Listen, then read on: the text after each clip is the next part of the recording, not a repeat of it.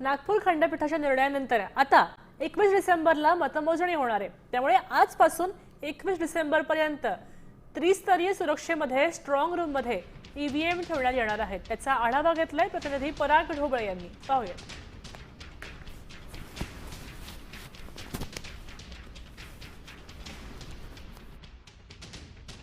राज्यभरात 2 डिसेंबरला नगर परिषद आणि नगरपंचायतचे ज्या मतदान झालेलं आहे त्यानंतर ज्या ईव्हीएम मशीन्स होत्या ते आता स्ट्रॉंग रूममध्ये पोहोचलेले आहे। खरं तर आज मतमोजणी होणे अपेक्षित होतं, मात्र नागपूर खंडपीठाचा जो निर्णय आला आहे त्यामुळे मतमोजणी जी आहे ती 21 डिसेंबरला होणार आहे। कारण की निवडणूक आयोगाने अचानकपणे काही निवडणुका ज्या होत्या त्या पुढे ढकललेल्या काही भागातल्या, त्यामुळे या सगळ्याचा जो निकाल जर आज आला तर त्याचा परिणाम जो आहे तो पुढच्या निवडणुकीवर होऊ शकतो। त्यामुळे सगळ्यांची मतमोजणी जी आहे ती 21 डिसेंबरला होणार आहे। त्यासाठी आता सगळ्या ईव्हीएम मशीन्स आहेत ते 21 डिसेंबर पर्यंत जे आहे स्ट्रॉंग रूम मध्ये पोलीस बंदोबस्त आणि त्रिस्तरीय बंदोबस्तामध्ये जे आहे सुरक्षित ठेवण्यात आलेला आपण पाहू शकतो। कशा पद्धतीने हा सगळा बंदोबस्त आहे बेसापिंपळा सगळीकडे अशाच पद्धतीचा बंदोबस्त आहे। हो, त्रिस्तरीय बंदोबस्त आहे इथं।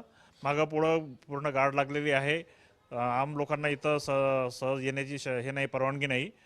आणि बाजूबाजूला पेट्रोलिंग सुद्धा आहे आणि आमचे खुफियाचे कर्मचारी सुद्धा लक्ष देऊन आहेत आणि आम्ही वरिष्ठांच्या मार्गदर्शनामध्ये सतत आम्ही लक्ष देऊन आहोत।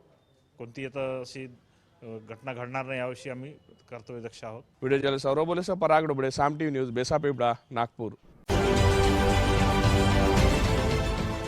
देश विदेशातील प्रत्येक घडामोडींचे लाईव्ह अपडेट मिळवण्यासाठी आता साम टीव्हीच्या सर्व सोशल मीडिया प्लॅटफॉर्मला लाईक, फॉलो आणि सबस्क्राईब करा।